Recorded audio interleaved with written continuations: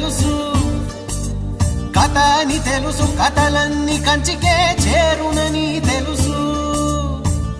తెలుసు తెర తొలుగుతుందని, తెలుసు తెల్లారుతుందని, తెలుసు ఈ కట్టె పుట్టుకుమంటదని, తెలుసు ఈ మట్టి మట్టిలో కలిసిపోతదని. ఇన్ని తెలిసి ఇరకాటంలో పడిపోతావు ఎందుకని? మాయ